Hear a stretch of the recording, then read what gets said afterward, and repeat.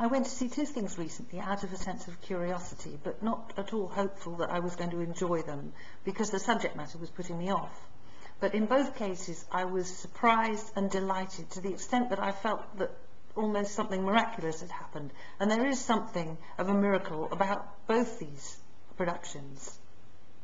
The acid test upstairs at the Royal Court is extraordinary. It's the second play by Anya Reiss, who's 19. Her original one she wrote when she was 17, Spur of the Moment, to much acclaim. The acid test has just opened, and the off-putting thing was that it sounded like it was about an evening of people getting drunk, and that's never much fun to watch in real life. But this is a play that really, really made an impression on me, and I liked it very much. What's awesome is that Anya Reiss not only has an ear for the dialogue of her contemporaries, and there are three girls, late teens, early 20s in this play, but she also has an understanding completely beyond her years of midlife in the form of 57-year-old Jim, beautifully played by Dennis Lawson. You're on the edge of your seat, dreading some kind of voyeuristically embarrassing outcome for this character. I don't want to spoil the story, but I do recommend you go to one of the most touching, funny, insightful plays I've seen recently, and I include the Albee and the Ibsen play I saw last week in the list. Director Simon Godwin and designer Paul Willis have created the perfect context for this play, which, combined with the wonderful writing, is like a masterclass in how to do a 90-minute piece without an interval. And I was at the very first preview. I hear there have been some cuts since then, which seems a shame to me. I loved almost every moment. There is smoking throughout, and I'm normally sensitive to that sort of thing, but I didn't notice the fumes at all, and I was sitting right at the front, and it's a very small space. I was put off the idea, as I said, that the characters get progressively more drunk as the evening goes on, but the gags, the jokes don't by any means just come from watching people getting pissed, although there are some good bits of physical comedy from everybody.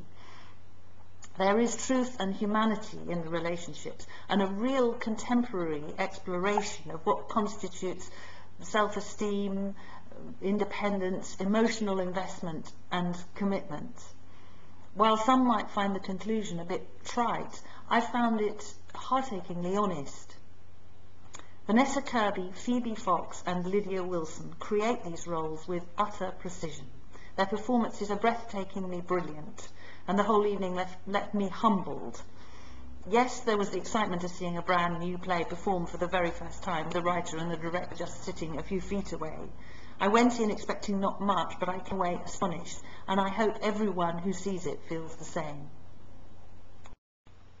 I think maybe I sounded a bit drunk in that earlier clip due to a technical hitch, but I think I've managed to sort that out. So I'm going to carry on and talk about London Road in the National Theatre's smallest venue, the Cottesloe, which, again, I really enjoyed. It's recently extended its run right through to the end of August due to the unexpectedly fantastic critical response it's had.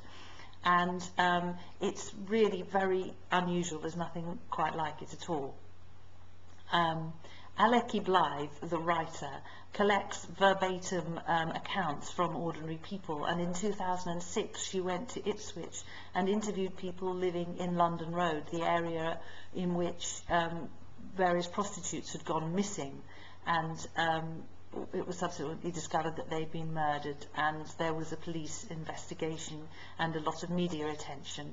And she took verbatim accounts from the residents of this area who were shocked, frightened, there was a lot of mutual suspicion and so on, but out of this grew a desire to act together to regenerate and to improve the reputation of the area that they lived in, and that's what this piece is all about. So it's full of hope as well as being an account of tragic circumstances.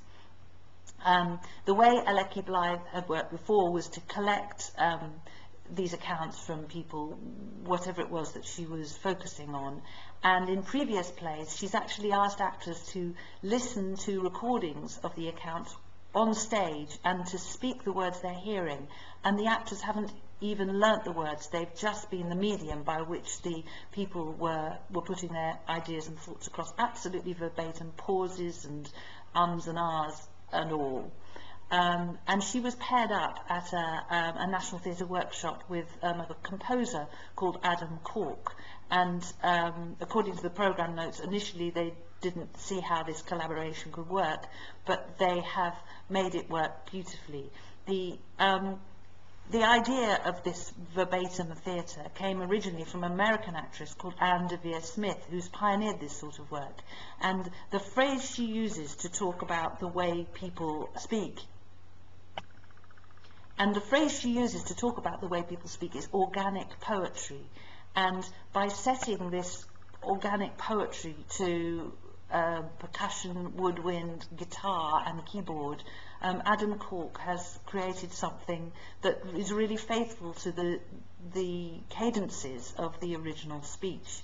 And this is all done in the most tasteful and brilliant way, with a cast who are fantastic.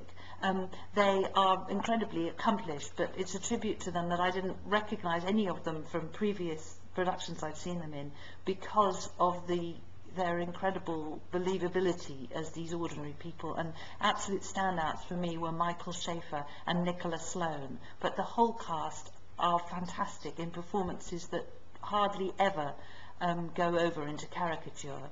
And you're immediately kind of welcomed into their community. The first scene is set in a community hall, and I was sitting in the front row, so you get greeted and shaken hands with, and it's a tremendously engaging production right from the word go. Rufus Norris directs, and it's life-affirming, it's funny, and it's highly recommended.